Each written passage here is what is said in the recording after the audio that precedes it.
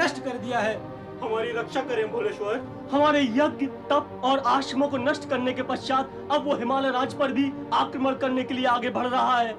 वो दुष्ट अपनी मृत्यु से पहले ही क्यों मरना चाहता है? दुष्कर्म करने वाला कभी दंड से बचता नहीं। इतना सरल सत्य भी नहीं समझता वो असुर। ना समझे। यदि वो ऋषि मुनियों के स्थान हिमालय राज्य को नष्ट कर देना चाहता है तो हम उसके समझ ना समझ की स्थली, उसके तन को नष्ट कर डालेंगे। हर हर महादेव, हर हर महादेव। भगवान भोलेनाथ की जय हो। नारद, हम तुमसे चर्चा लौट कर करेंगे। इस समय हम तारकासुर का वध करने जा रहे हैं। महादेव, ये कार्य आपका नहीं है। तो फिर क्या ये कार्य तुम्हारा है? शिव शिव शिव शिव शिव शिव शिव शिव। भोलेनाथ, नारद और वध दोनों विपरीत दिशाएं हैं। यदि नारद किसी का वध कर सकता था तो ये ऋषिगण पीड़ित हो सकते थे। यदि नारद किसी का वध कर सकता था भोलेनाथ, तो क्या तारकासुर का अत्याचार इस जगत पर हो पाता? भोलेनाथ, नारद मात्र किसी को वध करने के लिए प्रोत्साहित कर सकता है, प्रेरित कर सकता है, वो भी लोक कल्याण के निमित्त। नारद तो स्वयं चींटी भी नहीं मार सकता। नारद, हमने कहा ना, यह अनावश्यक चर्चा का समय नहीं है। परंतु भोलेनाथ, यह समय आपके लिए अनावश्यक कार्य का भी तो नहीं है। यदि आप तारकासुर का वध करेंगे तो परमपिता ब्रह्मा जी के उस वरदान का क्या होगा जो उन्होंने तारकासुर को दिया था? तारकासुर का वध केवल आपके पुत्र के हाथों ही हो सकता है भगवान। पर नारद, हमें इन ऋषियों की रक्षा करने तथा तारकासुर को हिमालय क्षेत्र से दूर रखने के लिए व्यवस्था तो करनी ही होगी। अवश्य अवश्य व्यवस्था तो करनी ही होगी।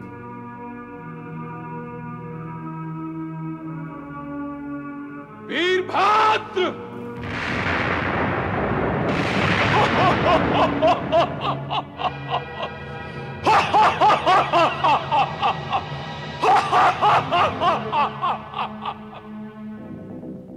क्या आज्ञा है महारुद्र?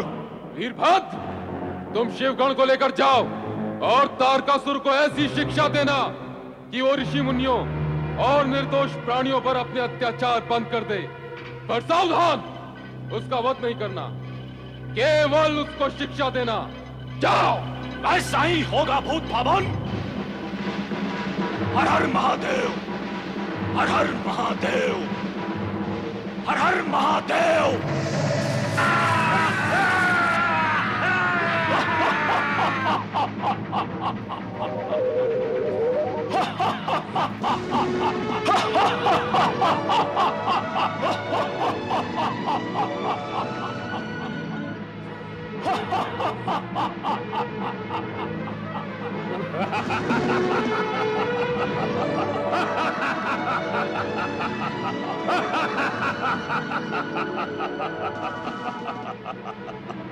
जय महारुद्र!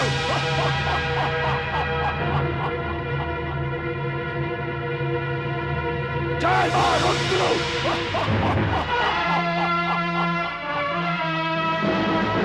जय महारुद्र!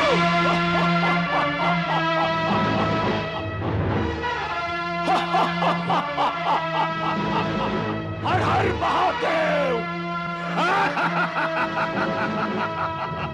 ऋषि मुनियों पर अत्याचार करने वाले दुष्ट तारकासुर, मैं हूं तेरा काल। मैं पहुंचा देता हूं तुम्हें मृत्यु के घाट। आक्रमण हो!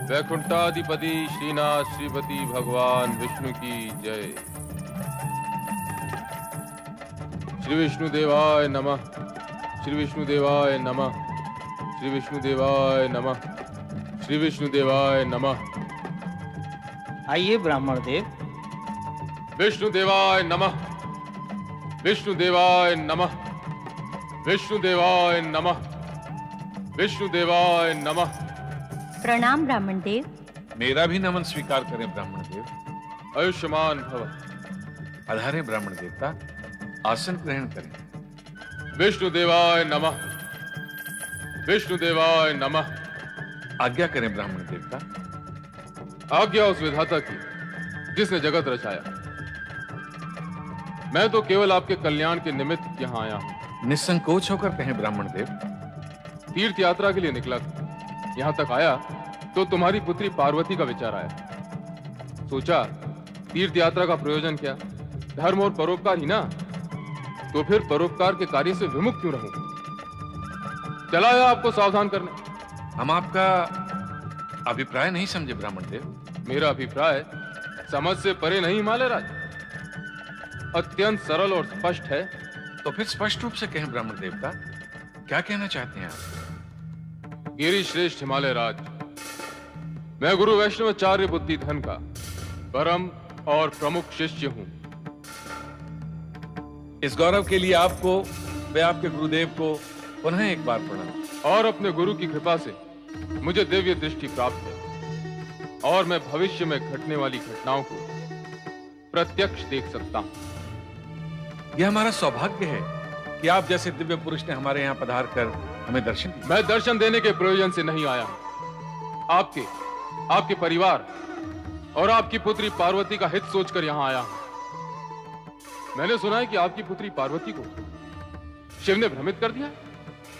पहले तो उससे कठोर तपस्या कराई और फिर प्रसन्न होकर उससे विवाह करने की स्वीकृति दे दी। तो ब्राह्मण देवता, क्या आपकी दिव्य दृष्टि उसमें कुछ अनिष्ट का दृश्य देख रही है? कुछ आशंका है? कुछ आशंका नहीं महारानी, आशंका ही आशंका है। अनर्थ ही अनर्थ है देवी। विस्तार से कहें ब्राह्मण देव। कहने और सावधान करने ही तो आया हूं कि आप अपनी दिव्य स्वरूपा सुलक्षणा पुत्री को एक आश्रयहीन, रूपहीन, आचरणहीन, गुणहीन वर को ना सौंपें, अन्यथा उसके साथ साथ आपको भी कष्ट उठाने होंगे। आप ऐसा क्यों कह रहे हैं ब्राह्मण श्रेष्ठ? भगवान शिव तो महादेव हैं। सभी देवता श्रद्धा पूर्वक उनकी पूजा अर्चना करके उनके चरणों में नतमस्तक रहते हैं। उनके लिए अपशब्द कहकर उनका अपमान नहीं, मनुष्य स्वयं अपना अपमान करता है। अर्थात पार्वती के साथ साथ आप भी भ्रमित हैं राजन। क्या मैं अकारण अपशब्द कह रहा हूं? क्या मैं शिवद्रोही हूं, शत्रु हूं उनका? क्या मैं असत्य कह रहा हूं? असत्य में भ्रमित प्राणी को सत्य भी असत्य लगता है, जैसा कि आपको मेरे शब्दों में लगा।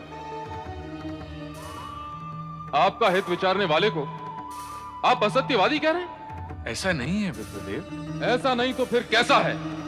क्या यह सत्य नहीं कि शिव शमशानवासी हैं, भभूतधारी हैं, सर्प और जटाधारी हैं, धतूरा जैसे मादक पदार्थों का सेवन करते हैं, सदा इधर उधर भटकते रहते हैं?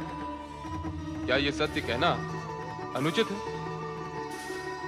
क्या यह सत्य कह के आपको सावधान करना अनुचित है?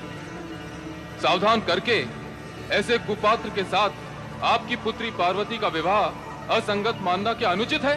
उचित है विप्रदेव, उचित है। आप भला हमारा अहित क्यों सोचेंगे? महारानी, आपने तो सत्य को समझ लिया। अब महाराज भी समझ जाएं तो सभी का कल्याण हो। ब्राह्मण देव, किंतु ये किंतु परंतु इस जगत में सबसे भयंकर, पीड़ा कारक और विनाशक शब्द हैं। जो प्राणी एक बार इन किंतु परंतु शब्दों के सरोवर में डूब जाता है, वो कभी उबरता नहीं। सत्य है ब्राह्मण देव, किंतु फिर वही किंतु।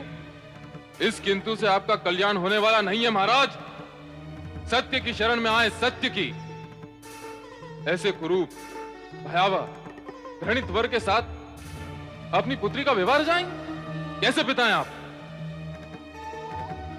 ना उसके कुल का पता, ना माता पिता का, ना ही आयु का। रीति नीति निभाना चाहते हैं या शत्रुता निभा रहे हैं अपनी पुत्री के साथ? सुना आपने? ब्राह्मण देवता हमारे हित की बात कर रहे हैं।